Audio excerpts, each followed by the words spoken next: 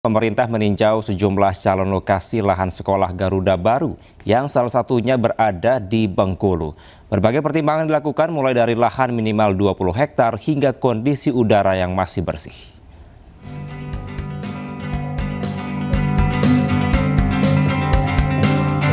Wakil Menteri Pendidikan Tinggi, Sains dan Teknologi Stella Christy meninjau langsung sejumlah calon lokasi lahan potensial di Bengkulu yang akan dibangun sekolah Garuda baru.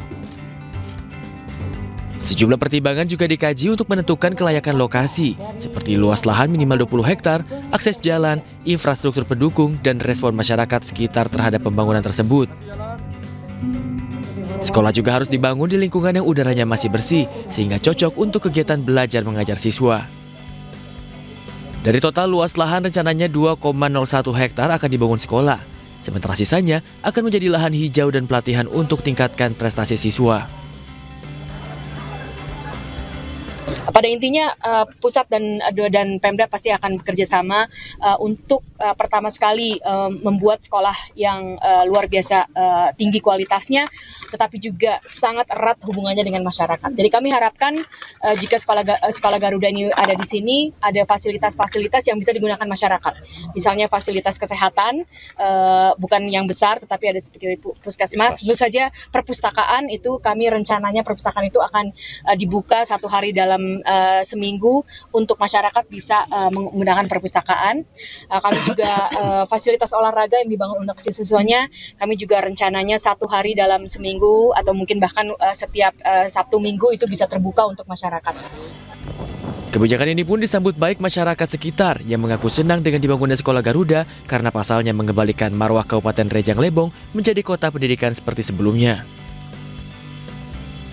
Rejang Lebong ini sebagai kota pendidikan, mungkin ini sebagai salah satu langkah konkret dari pemerintah daerah untuk mengembalikan marwah Rejang Lebong itu sebagai kota pendidikan, karena ini juga salah satu langkah agar Rejang Lebong ke depannya bisa lebih maju lagi. Sekolah Garuda mengadopsi pendidikan berhasil STEM atau Science, Teknologi, Engineering, dan Matematik. Pembangunan sekolah Garuda baru di 20 titik diharapkan mampu meningkatkan kualitas pendidikan di Indonesia agar merata seperti di kota. Dari Kabupaten Rejang Lebong, Bengkulu, Salam Pulungan, A-News melaporkan. Pemirsa, Menko Bidang Pemberdayaan Manusia Muhaimin Iskandar hadiri pengenalan sekolah Garuda Transformasi di Madrasah Aliyah Negeri Insan Cendekia, Gorontalo. Bersama Wamen Pemberdayaan Perempuan dan Perlindungan Anak Veronika Tan, Caimin berharap sekolah Garuda Transformasi bisa menjadi inspirasi dari sekolah lain.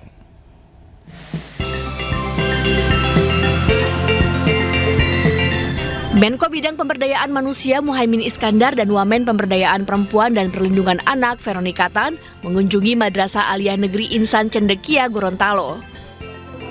Kunjungan ini untuk memulai pengenalan sekolah Garuda Transformasi, yakni sebuah inisiatif nasional yang berfokus pada peningkatan literasi digital dan menyiapkan pelajar Indonesia untuk mampu bersaing di era teknologi. Caimin berharap sekolah Garuda tak hanya berfungsi sebagai sarana percepatan pendidikan nasional, tapi juga sumber inspirasi sekolah lain di Indonesia.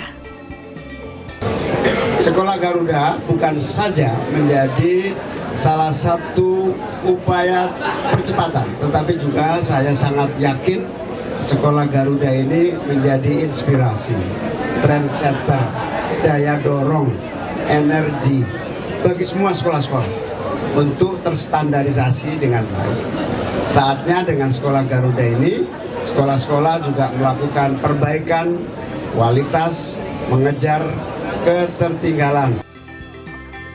Sementara Veronika Tan mengatakan lewat sekolah Garuda, orang tua bisa memberikan kesempatan dan dukungan kepada anak-anaknya untuk menggapai cita-cita mereka.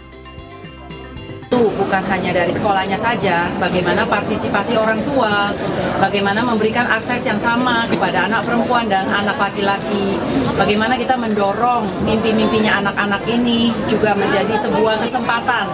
Jadi ada dukungan dari keluarga juga, bagaimana guru, dan juga kita sama-sama mensupport anak-anak kita sehingga mempunyai kesempatan. Madrasah Aliyah Negeri Insan Cendekia terpilih sebagai sekolah Garuda untuk Provinsi Gorontalo. Sekolah Garuda diharapkan mampu membantu siswa memaksimalkan kapasitas potensinya. Melalui kurikulum yang diperbarui, peningkatan fasilitas serta fokus pada bidang STEM, yakni sains, teknologi, engineering, dan matematika. Dari Bode Bolango, Gorontalo, Nur Faizila Hasan, iNews melaporkan. Gubernur Sumatera Utara Bobi Nasution merespon teguran Kemendagri soal inflasi sumut tertinggi di Indonesia. Bobi pun mengupayakan berbagai hal agar Sumatera Utara tak lagi alami inflasi yang cukup tinggi. Inflasinya tertinggi, bahwa di sini kita sama-sama melihat Provinsi Sumatera Utara 5,32, Gubernur Sumatera Utara Bobi Nasution kena tegur Kementerian Dalam Negeri. Pasalnya, inflasi di Sumatera Utara menjadi yang tertinggi se-Indonesia dengan 5,32%. Hal itu disampaikan Sekretaris Jenderal Kemendagri Tom Sitohir dalam rapat koordinasi pengendalian inflasi daerah. Teman-teman kepala daerah dan pemerintah daerah harus bekerja keras nih, daerah yang merah-merah ini. Kenapa? Karena yang lain bisa, gitu loh. Menjawab teguran, Gubernur Sumatera Utara Bobi Nasution melakukan sejumlah langkah untuk menekan inflasi. Salah satunya adalah melakukan gerakan pangan murah. Bobi juga akan memperkuat kerjasama antar daerah dalam menjaga ketersediaan pasokan pangan. Yang bisa kita bantu atau bisa kita intervensi adalah dari volatile food-nya. Per hari ini kita sudah ada operasi pasar, Pak ya, dan hari ini kita kirim barang juga. Salah satunya yang paling tinggi volatile food-nya adalah cabai merah.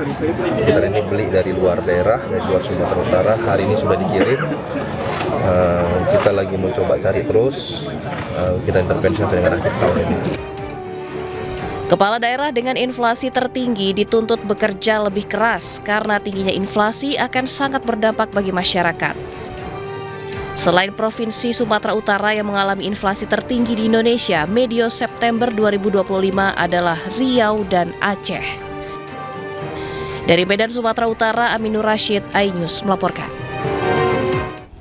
Wakil Gubernur DKI Jakarta Rano Karno menjajal pengalaman naik bus tingkat atap terbuka.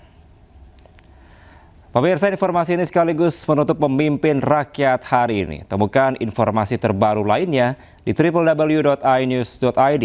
Cuplikan tayangan berita iNews dapat Anda saksikan di kanal YouTube @official_inews. Saya Kevin Pakan dan kerabat yang bekerja bertugas pamit undur diri. Pemimpin Rakyat, pemimpin beraksi, rakyat awasi. Sampai jumpa.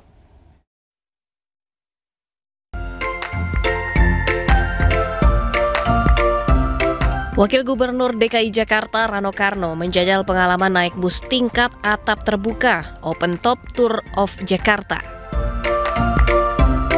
Wagub Rano bersama rombongan memulai perjalanan dari Ratu Plaza, Jalan Jenderal Sudirman menuju Bundaran Hotel Indonesia dan kembali ke titik awal keberangkatan.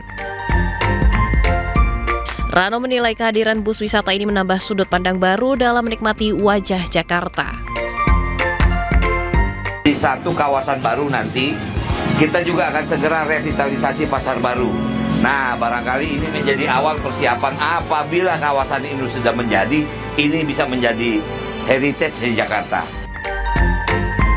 Dengan adanya inovasi di sektor transportasi, pemerintah Provinsi DKI Jakarta menunjukkan komitmennya dengan menghadirkan produk transportasi yang juga bisa menjadi daya tarik wisata.